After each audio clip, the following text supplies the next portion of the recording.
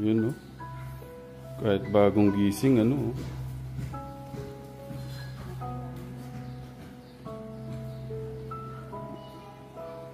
Magandang umaga po sa lahat, mga katekram. Ito po yung pangalawang buwan na ni nanay sa amin dito sa bahay. Hindi po. Nais kong pasalamatan sa mga nuhumunan natin dyan. Sa mga ating mga minamahal na lolo't lola, tito, tita, nanay, tatay, ate, kuya. Magandang umaga po. At yun nga, ito yung pangalawang buwan na ho ni nanay sa amin. Pangalawang araw po pala na sabi ko namin dito na ho siya. No? Pero may linakad ho kami kahapon. Kay Tita Evangeline Cantaleo, maraming salamat po. Nak, yung dalawang bracelet pala sa'yo. Nagmay siya ng dalawang bracelet sa'yo. Tapos kay mama mo, ito, isuot mo na, kuya. Napakagandang kwintas. Chuchal!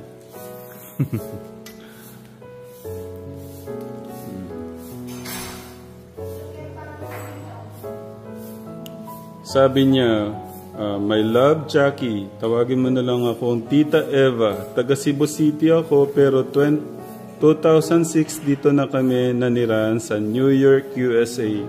Dahil kinuha ko ng mama ko kasama ang mga anak ko. Pero every year, nagbabakasyon kami, one month dyan sa Pinas.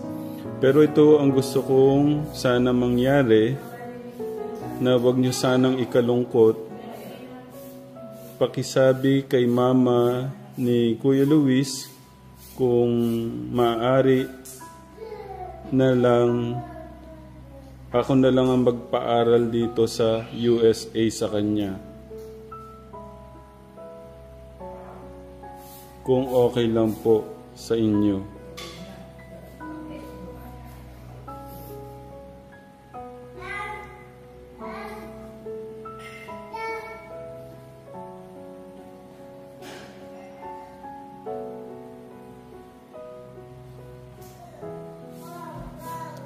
Isuot mo muna yan, nak. Medyo na-stop yata si...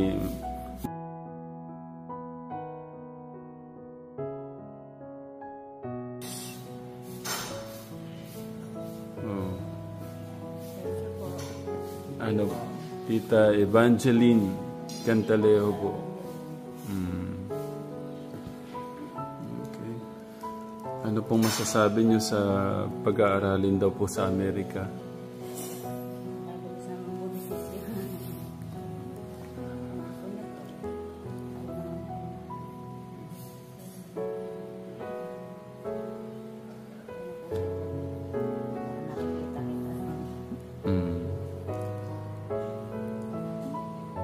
Siyempre, desisyon po ni Kuya. Na sa akin naman, kahit sobrang sakit, kung gusto ni Kuya na mapunta sa Amerika,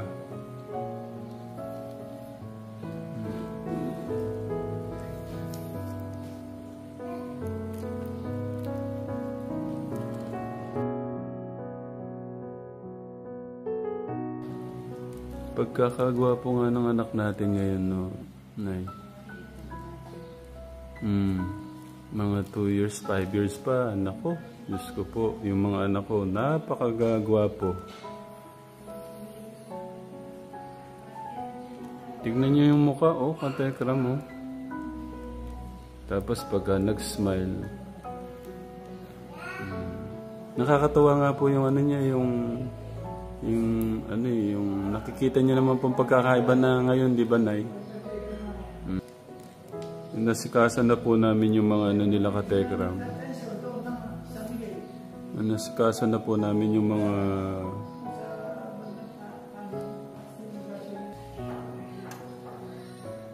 may mga linakad do kami kahapon na kung magbago yung isip ni Kuya, akong sa mga ganitong ano pala, malaya ka na, na.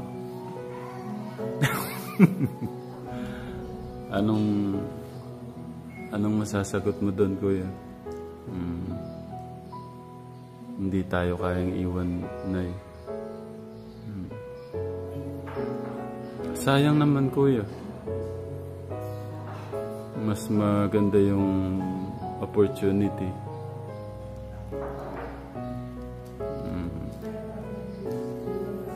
Tapos,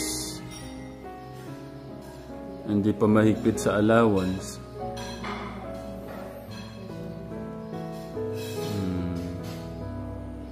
Ichi! Oh. Tignan nyo, Nay. Oh, hindi tayo maiwan. Dalawa. Pa? Ay na lang po. Salamat na lang po sa Kay Tita Evangeline. Grabe niya, no? Nagulat ako nung dalawang bracelet yung binigay. Ay, thank you, Tita Jo. Tita Eva, maraming salamat sa inyo pong pagmamahal at suporta. At makakaasa po kayo kung ano po yung mas mapapabuti yung ating kuya.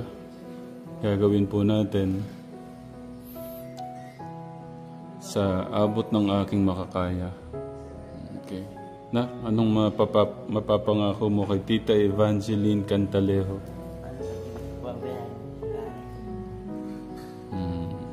Okay. Susunod niyan, baka malay nyo ka Tekram with highest honor na yan. Nana.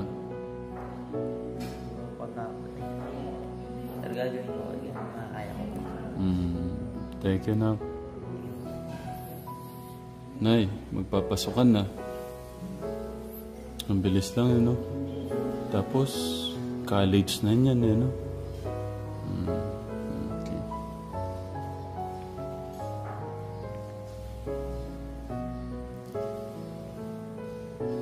Kinakabahan mo ba kayo pagka nag-college siya?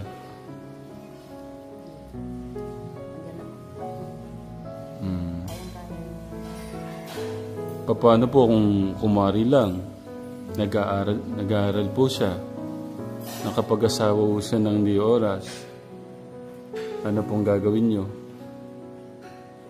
Kasi ngayon nga lang po ay nagkakandara pa yung mga naliligaw sila nalilikawan eh. Hindi naman po siguro mag-asawa. Tatapusin mo.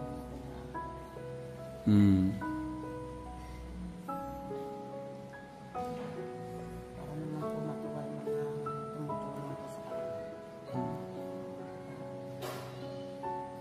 Tayong mga magulang niya, una sa lahat ang matutuwa.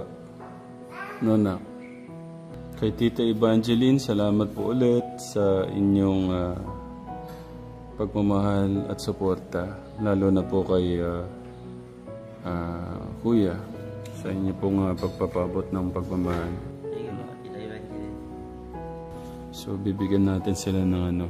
Bago ko iatid si nanay, mag-ano sila, magtsikahan muna sila doon. Thank you, Nay. Hindi na po kuha kaya. Meron yung kumukuha na naman, kamukha ng ano. Ayaw niya magpaano. Naku, mahirap din yung nagtiwala ang gano'n. Siyempre, hindi mo naman pakilala.